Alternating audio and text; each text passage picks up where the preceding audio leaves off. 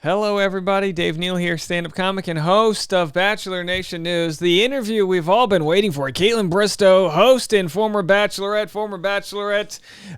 host and former Dancing with the Stars Mirrorball champion, and former ACL cheerleader. Is that what it's called? It was Canadian Football League, CFL cheerleader.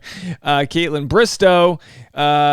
Interviews Gabby Windey. What an intro here. Gabby Windey, former Denver Broncos cheerleader, former Bachelorette, co-Bachelorette, and maybe Bachelor in Paradise star. I'm going to play for you guys all the clips that I found interesting from what Gabby said to Caitlin involving who she would want to see on Paradise, who she would go bananas for. Stick around for that. That's going to be the latter part of the interview. Follow me on Instagram at @DNeals. Patreon.com/Dave Neal for behind-the-scenes bonus content, and I'll have additional content today, including American Idol recaps and much more on the Rush Hour podcast every afternoon. So we're going to get into this right here, but I did want to give a shout-out to our friend, power listener, friend of the show, Haley. Her dog has an issue. She rescued this cute German Shepherd, 1-year-old pup, and has some skin issues. Going to the vet now, still working on the diagnosis, but the vet bills are racking up. If anybody wants to donate to our friend Haley and her fur baby here, you can do that generously in the comment section below. I'll post a link. Thank you in advance. I know you guys are always very generous with supporting our community. All right, let's go to the first clip, which is going to be Gabby explaining some of the boneheaded men she's dated. You have a TikTok that says, no, totally. It's just when you accidentally sent me the Insta model's profile at 3 a.m. and she kind of looks like me, but definitely must have been the new feature. Did that happen? Yeah. What? Yeah. Some guy sent you a model's Instagram at 3 a.m.? Yeah. I mean, maybe not 3 a.m., but like 1 a.m. Why? Like by accident? And then it was like, oh. Yeah. So it was like. Thinking you were one of his friends? It was like this whole thing, but he told me 3 different lies. So it turns out she has the same first couple letters as his best friend, and he accidentally sent his girlfriend photos of a model. Yeah, you just hate to see an unforced error like that happen. All right, let's go to the 28-minute mark here and talk about Gabby being on dating apps right now, and then we'll get into her speculating on her going to Paradise, which it looks like she will be going to Paradise. It looks like she's on board. Sometimes we have alumni that are like, I'd love to go on Paradise, and it's like, listen, no one wants to see you on Paradise. People want to see Gabby on Paradise, but here she's also on Raya. Are you on dating apps? just Raya. So I thought they had something against Bachelor Nation. They don't. Okay. I was on Raya before. Oh, what? So, how? A cheerleader. Oh, yeah, that makes sense. Meet cheerleader. That makes sense. I was a cheerleader too, but in the CFL. It was like, oh my God, fun. What is that? Canadian Football League. Oh, fun. I know nothing about it. No, like the football players in the States, in the NFL, they make like schmillions, and CFL, they like have to get a second job. Oh, no. Yeah. Really? Oh, it's not a and thing. the cheerleaders in the U.S. have like zero rights. They barely make enough money to cover their spray tans. I'm not kidding. They make like a stipend. It's really bad. They don't have a union, I guess, and the players are raking it in. There should be some sort of revenue share. I'm not saying they should be making millions, but, they should be compensated fairly. You know me, Union Rep Dave. Okay, let's get into the juicy meat and potatoes of it all. Would Gabby go on Paradise? Incredible cast that could be on Paradise, and Rachel was like, I want like Gabby to go. If I go, would you go on Paradise? She's so funny, which I do think it would just be so fun. It would. And like It'd be fun to watch too. Yeah. And like ultimately I'm just down for a good time and like to have a story to tell at the end of the day. Like that is always my motivation. Never say never, for sure. Yeah. So I think if it like aligns and I'm feeling it, and like ultimately I just want to do it for myself. Yeah.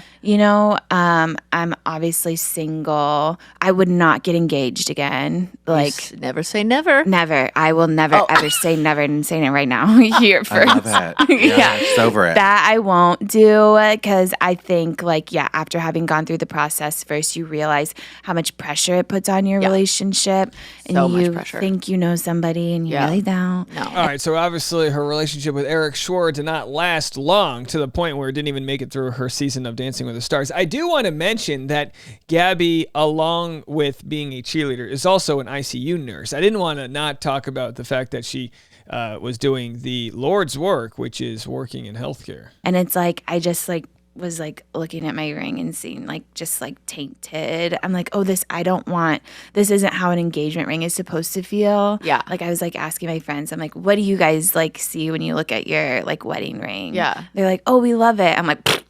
Yeah. But it was beautiful. Like I loved the look of it, but like obviously It holds more than that. and it should, and I want it to. Yeah. So like I've learned, and like I want to do it different. Yeah. And we saw Becca Kufrin paved the road for former leads to go on Bachelor in Paradise, normalize it. Because, for a little while, Bachelor in Paradise was kind of like the land of the misfit toys. It still is, but they're all misfits, no offense. Respectfully, misfits, and there's nothing wrong with being a misfit.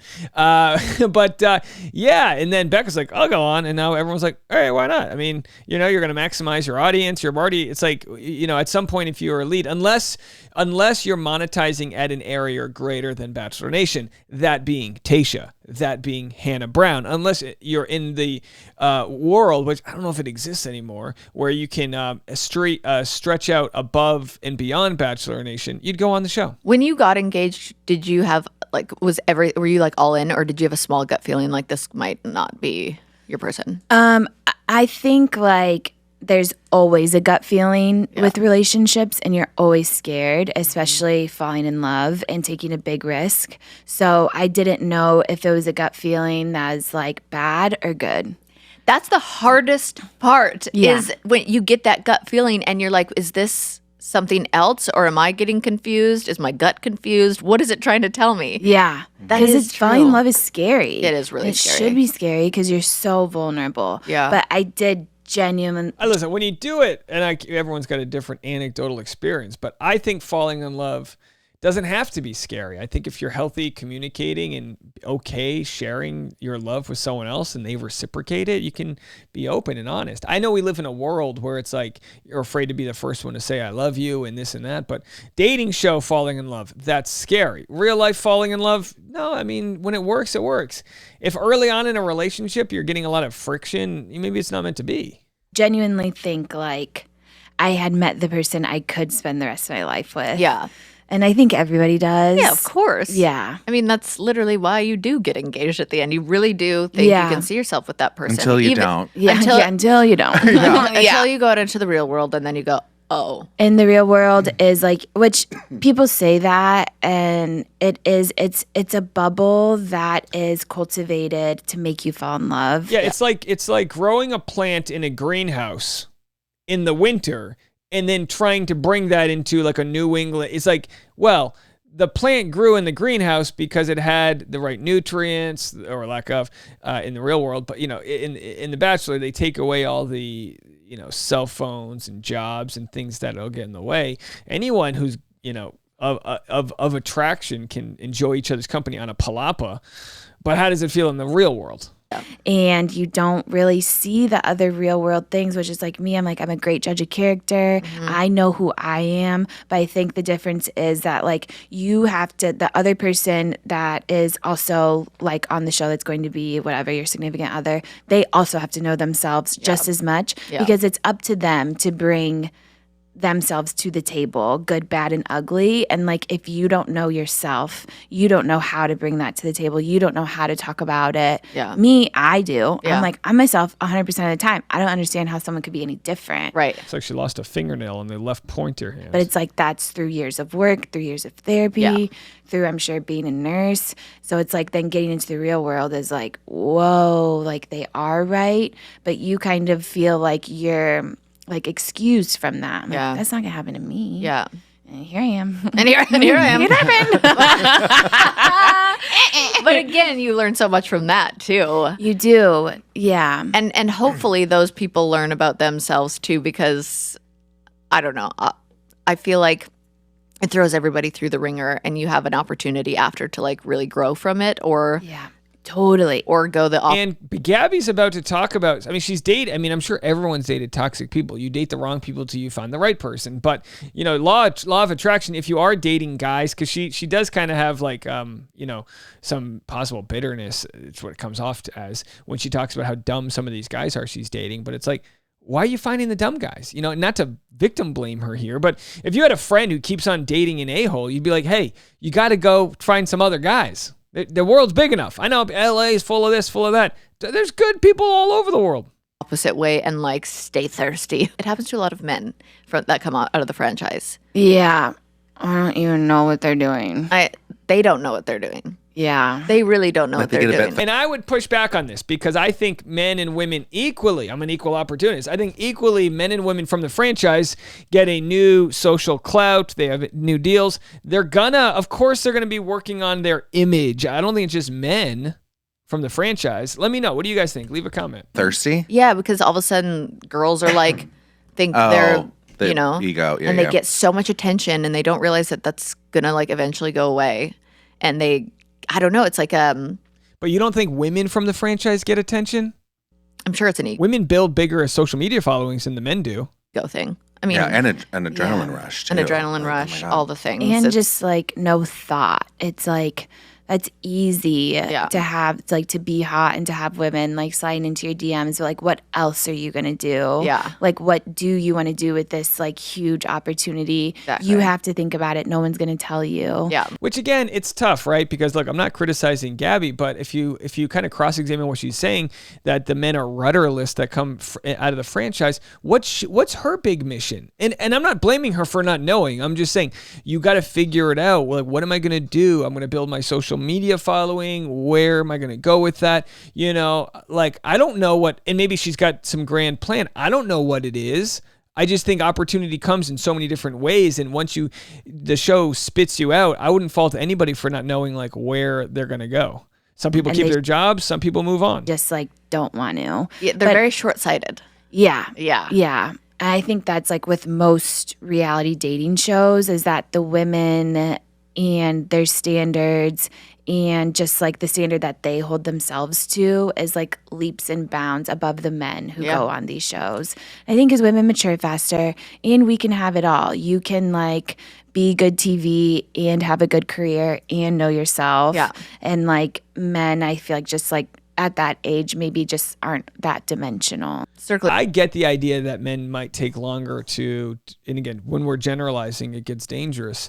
But in a lot of cases, the men go on the show because they don't have a career path, or, you know, if they did, they probably wouldn't be on the show. And then afterwards, and don't get me wrong, Riley Christian has his own law firm, Tyler Cameron, there's plenty of examples. Tino even works in construction. Plenty of examples of people that have a positive and direct sort of path to what they want to achieve in life. But there's a bias of who you're picking. Yeah, the show's picking people that have enough free time to go on the show. I would argue, if we broke into the statistics here, that the women are as rudderless as the men who go on the show. Going back, I do hope you go on Paradise because that would be thanks. Incredible television. With like, I just picture you, Rachel, Genevieve, like Michelle down there. Friggin', I don't know who else. I just picture it, and I'm like, oh, the women would just run the show. It would be amazing. Don't even need the men. Yeah, ideally. Yeah. I just love to hang and like I love to like be in the gossip. I'm like, I want to be like a fly on the wall and just like, what is going on? I think Gabby's a generally great person. I don't think if she went on Bachelor in Paradise, if I had to place the odds, I would say she has a 90% chance of coming out looking great. There's always a chance, though, they catch you on a bad day, you get in a bad fight with somebody, you misinterpret what someone's saying. You know, could it hurt her brand? Yeah, but I think she's smart enough and old enough, and that's no disrespect, she's in her 30s, to not fall for the cattiness that might happen in your early to mid-20s from the show. Also, and sorry to interrupt one last time, but like she worked in intensive care as a nurse, the ICU. She can handle adversity. So she's probably not great TV for the dramatic angle, but she's a ton of fun, and she would definitely be a great glue that bonds together a lot of the cast members. She'd be great on the show. I feel like flirting would be so fun on the beach with all these cute guys. So fun. Is there anyone in, I'm sure people ask you this all the time, but Bachelor like world that you're like, oh, I would have a crush on them if they were on the beach? If that power recapper Neal were single. I mean, Tyler Cameron. Oh, yeah, He's never going to the beach. no, he's never going to the beach. And Tyler Cameron is the example where he's worth way more money on social media than the show can offer him. The only way he ever becomes Bachelor is if the show offers him the biggest contract ever. And they might. They might throw all of their money at Tyler Cameron. I mean, they might not have enough money for electricity. They're just going to be doing candlelight dinners every night, traveling to Bakersfield. But if they can afford Tyler Cameron and they just did the whole season in a campground, I'm telling you, it would crush.